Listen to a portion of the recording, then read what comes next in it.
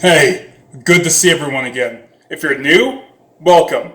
My name is Sin, and today we're explaining buying clothing on Amazon.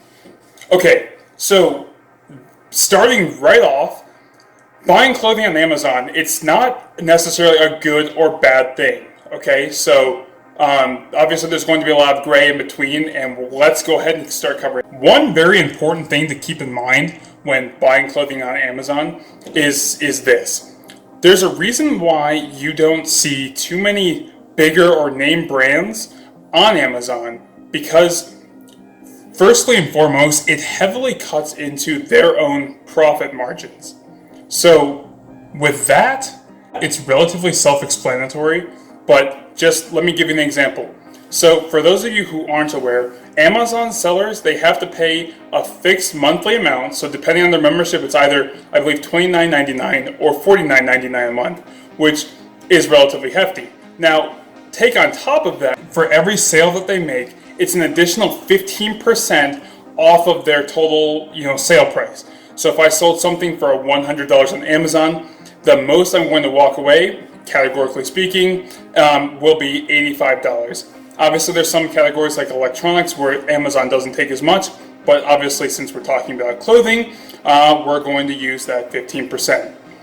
So if I'm a large company that's already established, who I am, then why on earth would I want to sell my products on another platform where they take away 15% of my business? Because again, if we start using larger numbers, such as $100,000 worth of business, so now Amazon, because I use their platform, takes $15,000. Okay, and it makes sense, of course, from Amazon's perspective and from the type of business that they are. So there's nothing wrong with them taking that amount of money. But we just have to consider that when we're talking about the profit margins. So the major problem that comes with buying clothing on Amazon.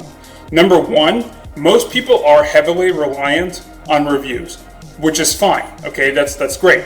But when that happens, the primary items that are going to be selling are the ones that have reviews. And so some of the other options that would either potentially be less expensive or might appeal to you more, you're not going to find unless you heavily dig, because again, that relevancy and how the search algorithms work. Another thing, and in this case, I'm going to say problem that you run into are size charts and measurements.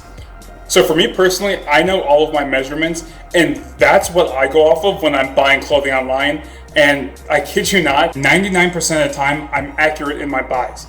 Now, if there's a generic size chart, which Amazon, back in May, they made a post that they're going to be getting rid of those, and then brands and people would have to update their charts to what the exact measurements are. But as for now, I still haven't seen that actually come into fruition. So we'll see if that ever comes about.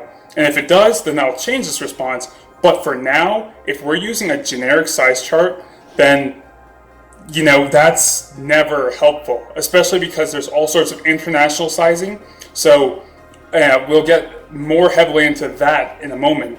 But even taking that outside the equation, not everything fits the same. So I might wear, for instance, in Ralph Lauren, I wear a small in their Polo Ralph Lauren line. But then if I go with their black or purple label lines, I wear a medium. And in some other brands, I might need to wear a medium or a small. Again, it's all depending on their styling, their cuts, and again, just overall how the garment was made. Getting back to the international fitting. So a lot of the products on Amazon are typically direct sources from China. Okay, and again, there's nothing wrong with buying from China. China truly is, it's a great country, and they put out some seriously amazing stuff, okay? A lot of people have a negative connotation with China and products that come from there, but that really shouldn't be there. So for all of you Apple lovers, for instance, guess where your whole tech base is held? Now, another thing on China is when people and smaller brands or companies are, actually I won't even say brands because it's not really brands in this case, when smaller sellers are directly buying bulk amounts of products from wholesalers in China and then just using Amazon's platform, what that says is you're now using two middlemen that are increasing your price range. So There are a few websites out there which do allow you to buy the goods directly from the actual manufacturers in China, and seriously, that can save you a ton, especially if you're constantly buying a lot of clothing. And generally, at least from what I've seen, oftentimes they do have size charts which do directly correlate with those particular garments, mostly because they hate returns, okay, and having to deal with all of that nonsense, which I would too. And naturally, again, by having a size chart and knowing your measurements, you can cut back on returns and heartache so much. So for the brand names that are on Amazon, and for certain items that end up selling in larger quantities or have the great ratings and direct most of the traffic, what ends up happening is other sellers, and this is where we get into some of the trouble territory with China, but other sellers, counterfeit sellers from China, end up trying to take over those listings, or they will have their own cheaper version, or all sorts of other sellers from, again, in this case, it's actually all over, will end up kind of absorbing that. So then once they ship all of their stuff to Amazon's warehouses, when you buy that product, it's whichever seller has that buy box is going to be the one that gets the credit for that sale. Now, from what I've experienced personally from working in doing some sales online with Amazon, they tend to grab certain items depending on the volume and the bulk of what's being sold from certain bins. So if it's all one item, then their quality control can often be garbage. And that's a big problem with Amazon. They don't address it, of course, but if I'm a seller and I specifically bought 100 shirts, okay, from this seller in China, I've got the products now and I ship them to Amazon, and I know the quality because I've checked them, and now there's other people that are buying those same things, are shipping in those same quantities, then often because of the SKUs, ASINs, and some of the other identifying pieces and codes that they use, they might get mixed into the same bins, which means now the products that I might have paid, let's say I paid $20 a piece for each one of those shirts, but then one of these other sellers got this knockoff version of the product at $10 a piece, so now we're getting mixed in. So then some of these people might end up getting the shirts that I paid more for less, and vice versa.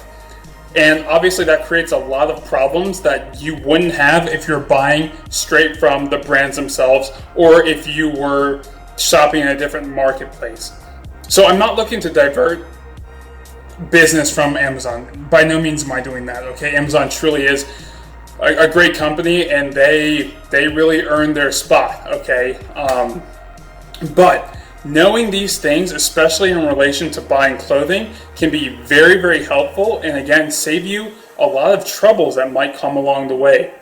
For me, if I'm buying clothes from Amazon, then typically they're random little things, what Amazon's for, right? But they'll end up being things like, let's see, recently I bought 2 tank tops for the summer on Amazon, and before that, I think once I tried to buy a red t-shirt and it didn't have a size chart, and so I kind of had to wing it off of people's reviews, but then one person says, oh, it fits small, and this other person says, oh no, it fits extra large, and so you get all these varying reviews, okay, and it's hard to kind of ignore what they're saying, especially in these instances. And for me at least, like it sucked because the size I ended up getting was a little bit too big, but there's no way for me to definitively know that. And then I loathe dealing with returns, and so I ended up keeping it. And I've worn it once maybe. That's my piece on this. And so if you guys have any other thoughts or questions on this topic, please let me know down below. And as always, thank you guys so much for tuning in. Please like and subscribe. All your subscriptions mean the world to me, so please help me out. And we will see you all again for the next video.